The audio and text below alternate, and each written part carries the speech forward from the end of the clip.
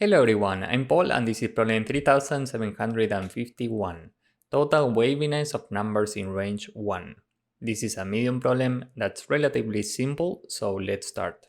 We are given two integers representing an inclusive range, so if we're given this input, the range goes from 120 to 130.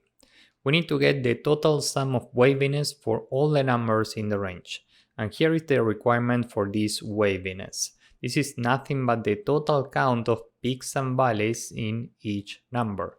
For example, if we take the number 120, here 2 is greater than 1 and it's also greater than 0. Here we have a peak, so this is one waviness. We need to get the total sum of waviness for all the numbers in the corresponding range. So here we have all the numbers in this range, and the only waviness that we find is in 120, 121, and 130. Here 2 is greater than 1 and 0, 2 is greater than 1 and 1, and 3 is greater than 1 and 0. Here we have 3 peaks. This means that we can add 3 to the result. So this is what we have to return. Now let's say that the range goes from 1202 to 1202. Here we only have one number, which is 1202.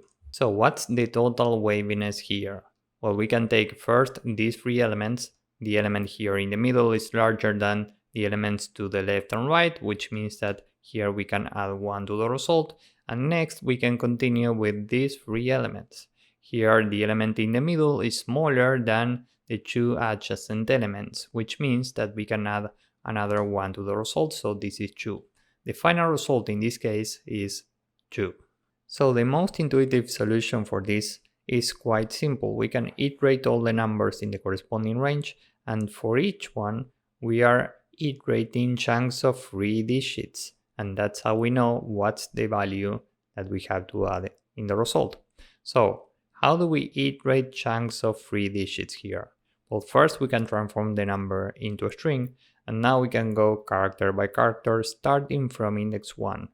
And every time we are looking at the current digit plus the previous and next digits. So from here we are looking at these 3 digits, and we check if this number is strictly greater than the two adjacent numbers or strictly smaller than the two adjacent numbers, we can add 1 to the result.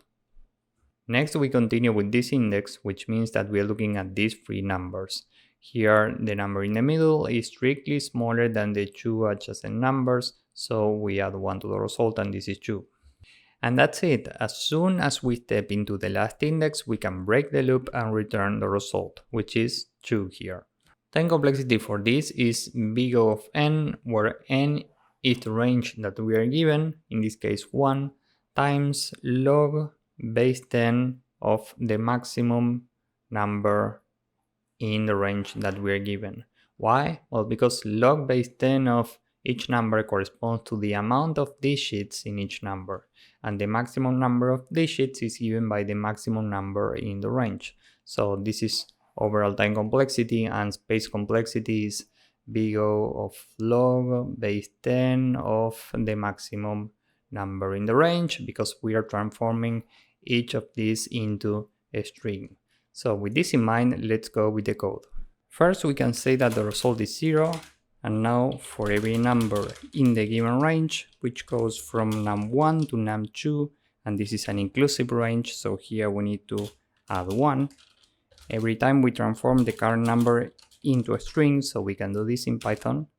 And now for every character in the range from index 1 to the last index minus 1, remember that we are skipping the first and last characters here.